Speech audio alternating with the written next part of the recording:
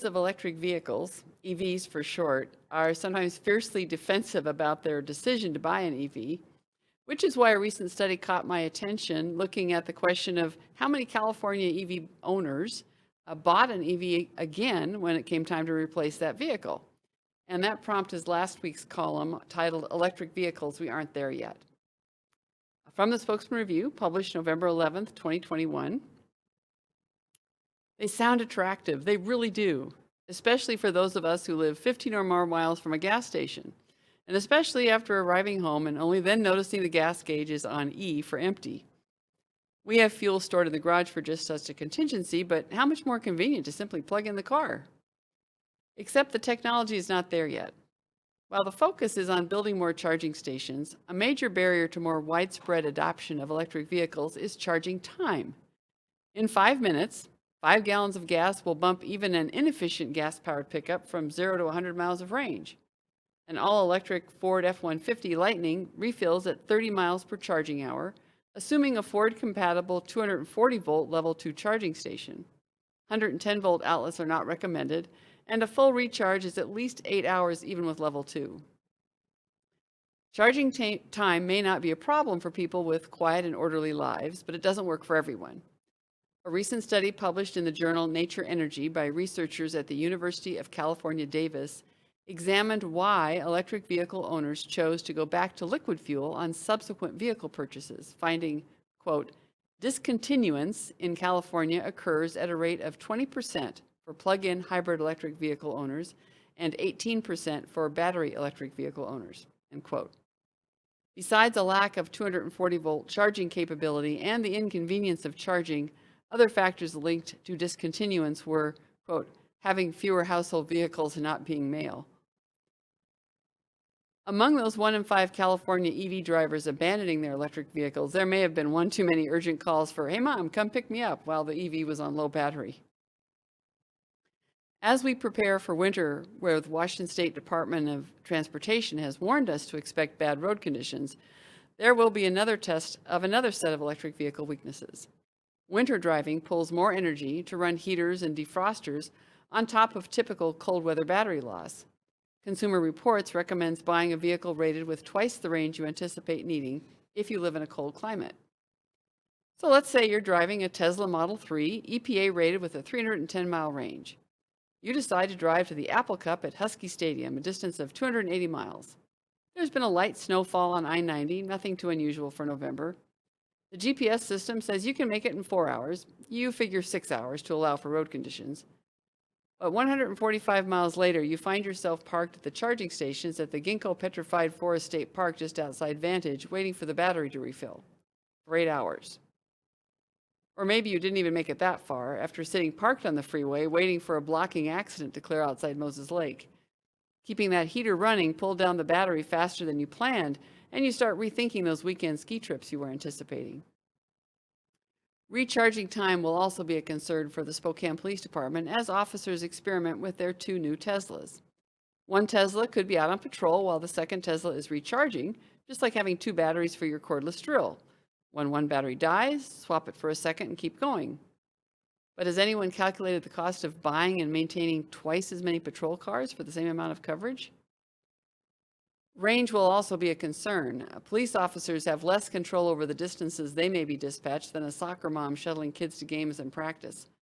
One shift might find an officer working in a single neighborhood, the next day responding to calls crisscrossing the city.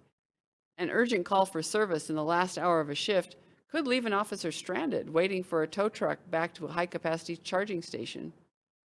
That doesn't mean it isn't worth experimenting with a couple of newfangled electric vehicles. It does mean looking just as diligently at what doesn't work as what works. Besides the vehicles themselves and a network of charging stations, we have to address where the power comes from to feed the grid. We have to address the challenge of updating and hardening the electrical grid to withstand weather events, including geomagnetic storms. And we have to address the last distribution legs, the lines serving each neighborhood, and the capacity of the electrical panels in the 57% of homes in Spokane built prior to 1970. Even in the 70s, residential electrical panels often had more limited capacity than we would expect today. Ready for widespread adoption of electric vehicles? We're not there yet. After that column, there were a number of positive responses, and including some from occasional critics who appreciated a fair review of the challenges. There are some technologies which can be adopted seemingly overnight because they have fewer connections with other technical and social systems, like fax machines being replaced by scans attached to emails. Transportation is different, especially transportation when you get down to the very individual level. My mother also wrote a story for her senior writing class last week on the subject of transportation, and here's a few excerpts to remind us how we've been through transformational changes in transportation in the past. The first fuel pumps appeared in 1885 for kerosene, as most people used kerosene for lighting. It took another 20 years before gasoline pumps were available. The first ones in 1915 were 10 feet tall, primitive, with hand pumps. The customer could see the gas being pumped into a glass cylinder at the top and check it for pollutants which could harm their engine. When my great-grandfather, managed a general store in Curlew in 1929, it had no gas pump in front. More horses and wagons went on the dirt road in front of the store than vehicles. Car owners would have to fill their tanks from gas cans. Grandpa died in 1936, and a daughter and son-in-law took over the store. And that's when gas pumps were put in at the Curlew store. My older brother and I loved to move the handle back and forth to pump the gas, watching to see it go to the amount the customer wanted and had probably already paid for inside the store. I think the price was 19 cents a gallon. So, Mom, I looked up the 19 cents a gallon, and 19 cents in 1936 is equal to about $3.58 today, about the current price of a gallon of gas in Spokane, so not much has changed there. Mom also reported in her story that the gas tank capacity of a 1928 Ford was about 10 or 11 gallons, also similar to many current tanks, but with a gas mileage of less than 15 miles per gallon. Anyone driving a Model A Ford had a range of about 150 miles on a single fill-up. We've been there before. Changes in transportation, changes in technology. From the reader feedback collection, this comment came from Jim, who is contemplating an EV purchase, his first. And Jim says, like you, I have always had concern about the reduction in battery life associated with winter driving requirements. Maybe we'll keep our gas-powered SUV for winter and distance driving and buy a small hybrid for our roundabout town errands. And then he goes on to consider the types of uses, hauling grandkids, hauling golf clubs, that go into the decision to buy any car. And Jim continues to write, retirees like me for whom decisions to travel on any given day are pretty much mine to make may be good early adopters, while operators of fleet vehicles and all-weather long haulers may want to wait for better technology. Jim says, I remember reading some time ago that somebody was working on basically a large transistor that could be stowed in vending machines at EV refueling stations and used in emergencies to provide some short-distance instant power. Of course, the EVs would have to be designed to accept the transistor, but it could be an answer to short-term energy electrical power needs, sort of like a small swap-out battery. Another idea was to have the transistor be built into the EV and have the roof and hood made of solar panels that could be recharging the transistor just like a generator recharges the battery in your car. And Jim, I'm confident that we can look forward to more creative ideas coming from a competitive marketplace if we don't rush to subsidize the ideas that don't work first. This feedback came from John, who is already an EV owner, and John wrote, I think we agree that we have a long way to go for wide use. However, that should not concern the early adopters. As it turns out, there are only so many electric vehicles made each year, so not everyone could have one soon anyway. And that's a good point, John. I'm not sure the production capacity is there right now with the chip shortage and what we're losing in the supply chain crunches right now. Car production is backed up. John says 2 of our 6 children have electric cars. One is a plug-in hybrid and the other is a full electric. With gas prices going up, it's good to see relatively stable electricity prices. Also, the issue of replacing gas tax revenue with an electric vehicle surcharge on registration has been largely solved so that road taxes are still paid. Okay, John, I'm not sure that's been solved. There's a lot more conversation needed on how we pay for roads once the fuel tax, which has been adequate and has been easy, but that's a conversation for another column. John continues, another factor is that the electric car is not the only vehicle in the family. It is still helpful to have a gas-powered car for long trips. The plug-in hybrid is a good compromise for now. It can run for about 100 miles on battery power alone, and then the gas engine kicks in. A 110-volt charger is enough to provide a full charge overnight. While we still have a long way to go, I hope your column doesn't discourage drivers for whom electric is a good fit. It's really flattering to think that a simple column could discourage someone from a vehicle purchase, but I rather doubt that. But Don did identify one of the keys to a resilient transportation system, and that's an electric vehicle cannot be the only vehicle available or the only type of vehicle available. We're still going to need the resilience provided by multiple fuel options, especially for not only for families and for families with their minor everyday emergencies, but for emergency vehicles and for others. Mike wrote in, and he focused on the fuel source question when he wrote, "My first question is, where is the electric power going to come from?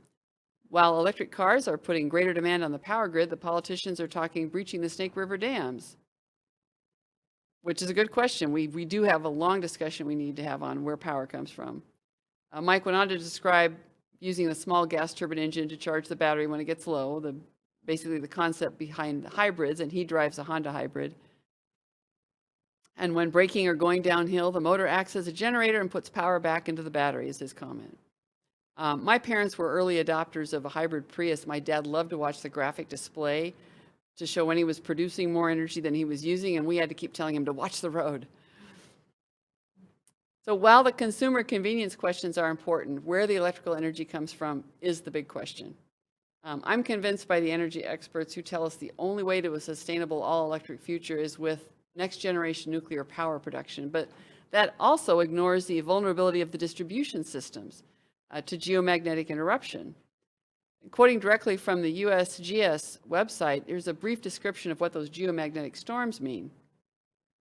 Geomagnetic storms are caused by the dynamic action of the sun and solar wind on the space environment surrounding the Earth. Magnetic disturbance during such a storm generates electrical fields in the Earth's crust and mantle. These electric fields can interfere with the operation of grounded electric power grid systems. Geomagnetic storms occur only occasionally, but when sufficiently energetic, they can produce blackouts. For example, a storm in March 1989 caused a blackout of Quebec, Canada. Similarly, the Great Magnetic Storm of 1921 caused fires in telegraph stations used by railroad companies in New York City and other parts of that state. Even more concerning are the rare magnetic superstorms comparable to the Carrington Storm of 1859. If one were to occur today, a National Academy of Sciences study suggests it could bring widespread blackouts, damage infrastructure, and have an economic impact of as much as $2 trillion. That's the end of the quote from the USGS.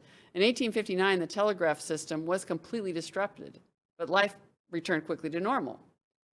In 2059, the disruption of a Carrington-level geomagnetic storm will be life-altering if we don't pay attention now to upgrading our electrical grid and our distribution systems with the same attention that we've paid to upgrading bridges and buildings to withstand the next big Cascadia subduction zone earthquake. There are many, many questions to be answered as we move through this next transformation in transportation. A 2030 goal for an all-electric vehicle fleet is fine aspirationally, but not as a hard deadline. And as author Michael Schellenberger said in an interview about California's 2030 ban on new gas-powered vehicles, we have never created a new technology or made a new technology more efficient by banning an old one. We need the resilience of multiple transportation options. There are still places where horses are the most environmentally friendly choice. Thank you for joining me on this issue of Forthright.